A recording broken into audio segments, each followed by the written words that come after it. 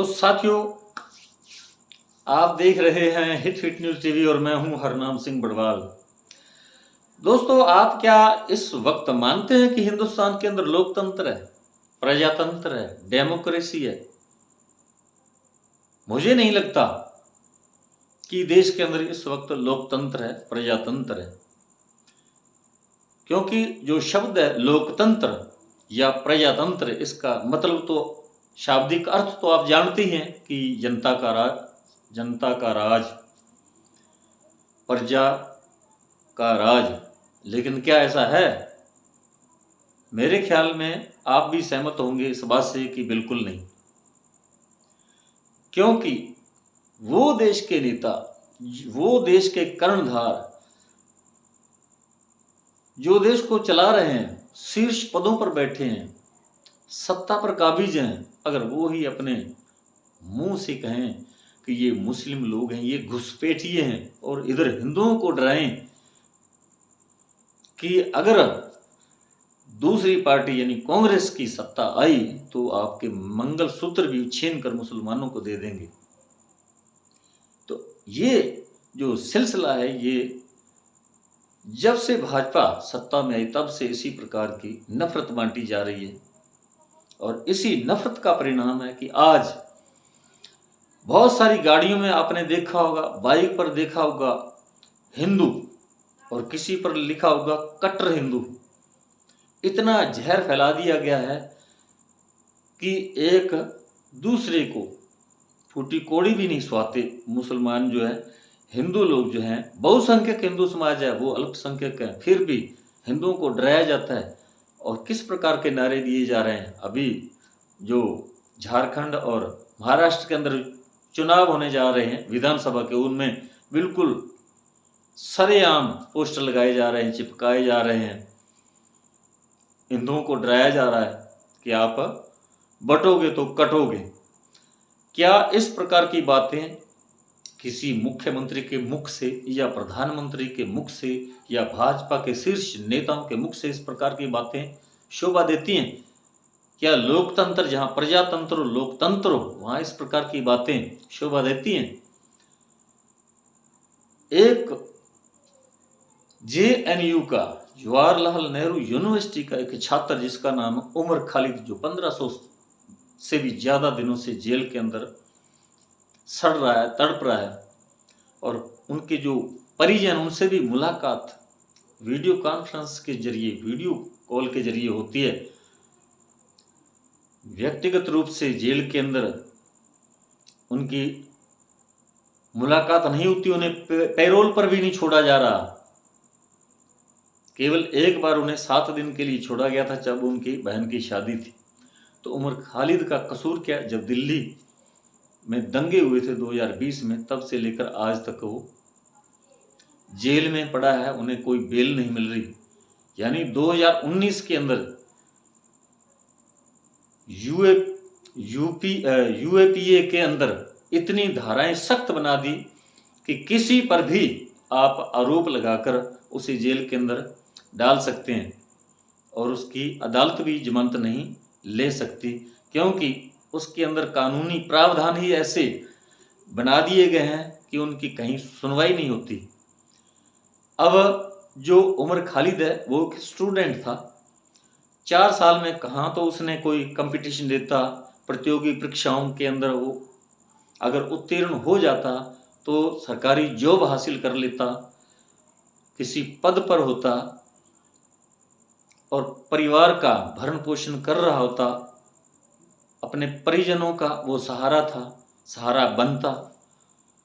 लेकिन आज वो 4 वर्षों से वो जेल के अंदर सड़ रहा है। लेकिन दूसरी तरफ जो दंगा भड़काने वाले लोग थे, जो कपिल मिश्रा को कौन नहीं जानता, वो MP हैं, उन्होंने किस प्रकार एक IPS अधिकारी को धमकी देकर कहा था कि हम भी अगर इस पर कंट्रोल नहीं होता, जो अशांति फैली हुई है, जो दंगे हो रहे हैं, और उन्होंने बिल्कुल आरोप, स्पष्ट तौर पर आरोप लगाया कि ये दंगे जो हैं ये मुस्लिम लोगों की तरफ, अल्पसंख्यकों की तरफ से हिंदुओं पर किए जा रहे हैं। हालांकि वो झूठ बोल रहा था, दंगे दोनों तरफ से हो रहे थे।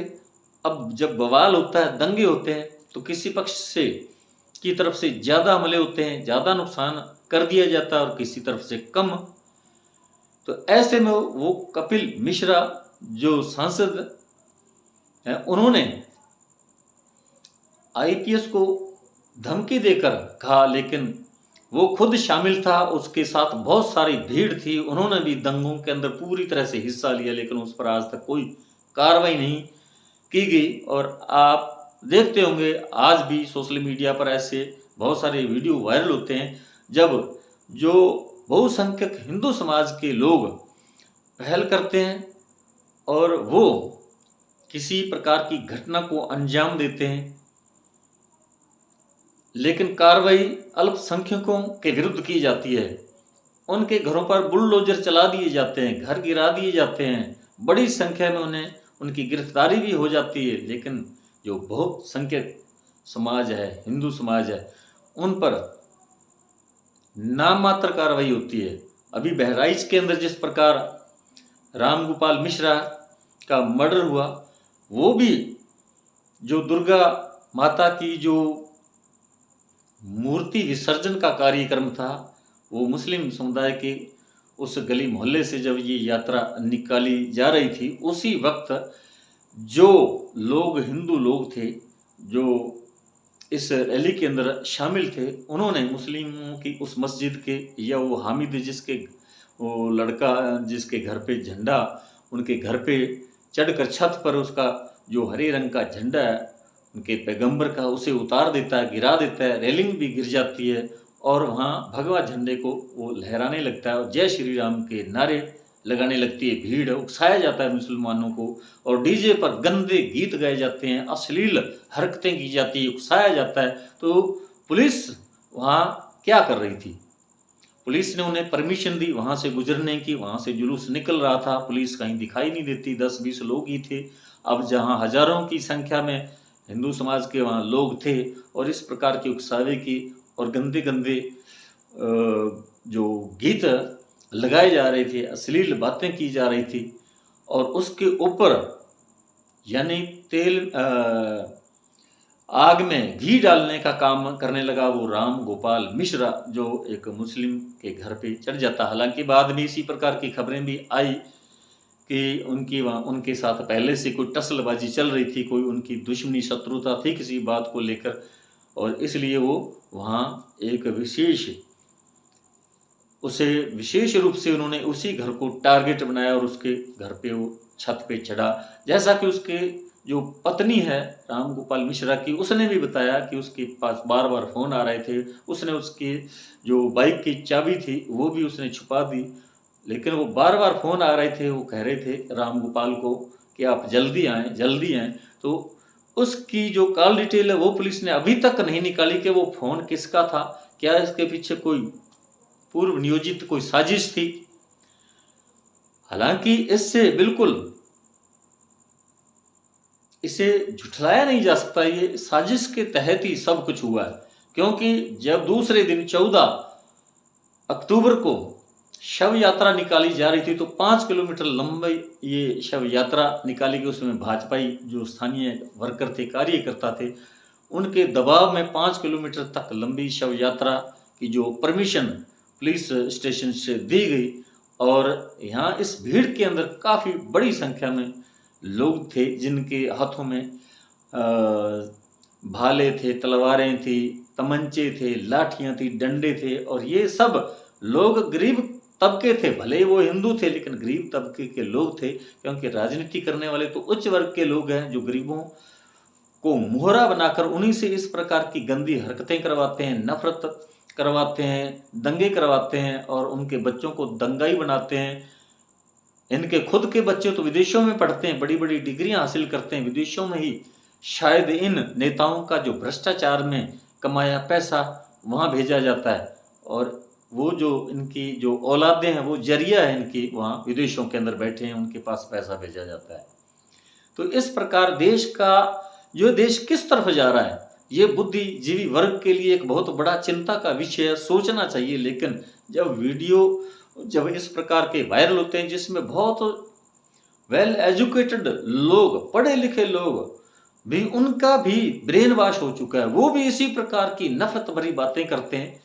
और ये नफरत भरी बातें किस प्रकार ये आगे बढ़ाई जाती हैं, ये आईटी सेल है बीजेपी का, जो वो इस प्रकार के झूठ परोसता है और इन्हीं झूठों को आगे व्हाट्सएप यूनिवर्सिटी के अंदर, यानी व्हाट्सएप पर आगे आगे फॉरवर्ड किया जाता है और ये झूठ फैला दिया जाता है। और अंध भक्त हैं जो इनको ले उड़ते हैं और पूरे समाज को दूषित किया जा रहा है। और इसके पीछे एक और भी कारण हो सकता है, क्योंकि भाजपाई लोगों ने आज तक जितने भी काम किए, इनके जो निर्माण या विकास के काम है, उनमें कोई गुणवत्ता नहीं है। पुल इनके धड़ाधड़ गिर रहे हैं, यहाँ तक कि पार्लियामेंट भी जो है वो भी उसके अंदर पानी जो बह रहा था, छत जो है वो लीक कर रही थी, पार्लियामेंट जो नया भवन बना है। तो इस प्रकार और बहुत सारे जो किसी भी राज्य के अंदर जो नेशनल हाईवे बने हैं, पुल बने हैं, तो इसी प्रकार वो धड़ाधड़ गिर रहे हैं। तो भ्रष्टाचार धड़ल्ले से हो रहा है। भ्रष्टाचार के मुद्दे को लेकर ही मोदी जी या भाजपा सत्ता में आई थी और लोगों ने भी पुरजोर भाजपा का समर्थन किया और जिताया, सत्ता सौंपी। लेकिन 10 वर्ष के भीतर जो कुछ भी देश के अंदर हुआ वो आप देख सकते हैं, किस प्रकार नफरत फैलाई जा रही है, नफरत बांटी जा रही है। 2014 से पहले मान लिया कुछ लोग थे बिहार और यूपी के अंदर या महाराष्ट्र के अंदर जो भूमाफिया थे या गुंडे लोग थे, अल्पसंख्यकों के अंदर भी थे, हिंदुओं के अंदर भी थे, लेकिन आम जो नागरिक थे देश के, हिंदू, मुस्लिम, सिख, ईसाई, बिल्कुल प्रेम से भाईचारे के साथ आपस में मिलजुल कर रह रहे थे। और देश की आज़ादी की लड़ाई में भी जो देश का लंबा संघर्ष चला देश को आज़ाद कराने में, उस समय भी सब ने कंधे से कंधा मिलाकर देश को आज़ाद कराया। और अब ये देश जो है ये किसी एक समुदाय, एक संप्रदाय या किसी एक धर्म को मानने वाले लोगों का नहीं है।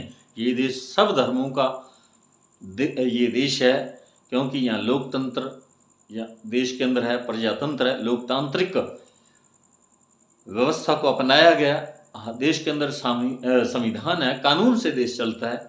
लेकिन यहाँ कानून को जिस प्रकार धड़ल्ले से कुचला जा रहा है, सरेआम कानून की धज्जियां उड़ाई जा रही हैं, जो संवैधानिक संस्थाएं हैं उनका दुरुपयोग किया जा रहा है। ईडी हो या आईबी हो, सीबीआई हो या इनकम टैक्स डिपार्टमेंट हो, ये सब बदनाम हो चुके हैं। और जो कानून है वो अपने मन माफिक तरीके से उनके अंदर बदलाव किया गया है। और इस प्रकार लगता है कि भाजपा के जो शीर्ष नेता जो है, उन्हें इस बात का डर है कि अगर देश के अंदर परिवर्तन होता है, विपक्ष जो है वो सत्ता पर काबिज होती है, तो उनकी जगह जेल होगी। इसलिए वो येन केन प्रकारेण सत्ता छोड़ना नहीं चाहते, कुर्सी छोड़ना नहीं चाहते। इलीगल तरीके से, जैसा कि ईवीएम के संबंध में भी आरोप लगाए जा रहे हैं सरकार पर कि ईवीएम जो है इसी के बलबूते भाजपा सत्ता में है, वरना इस बार परिवर्तन की पूरी संभावना थी, लेकिन ऐसा नहीं हुआ। और ताज़ा मामला हरियाणा विधानसभा चुनावों के दौरान का, जब हर सोशल मीडिया प्लेटफॉर्म पर जितने भी जो पत्रकार हैं वो सब इसी प्रकार का कयास लगा रहे थे। एग्जिट पोल भी बता रहे थे कि हरियाणा के अंदर जो है परिवर्तन होगा, कांग्रेस की सरकार बनने जा रही है, लेकिन ऐसा नहीं हुआ।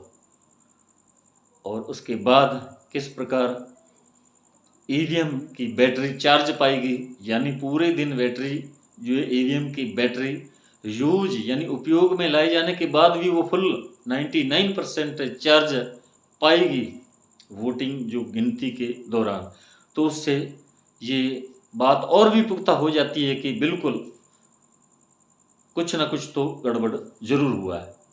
तो साथियों, हमारा ये वीडियो आपको कैसा लगा कमेंट बॉक्स में जरूर लिखकर बताइएगा। यदि आपने अभी तक हमारे hit fit news TV channel को सब्सक्राइब नहीं किया तो प्लीज़ सब्सक्राइब कर लें। इस वीडियो को अधिक से अधिक शेयर करें, लाइक करें आपका बहुत बहुत शुक्रिया, धन्यवाद, राम राम, सत श्री अकाल।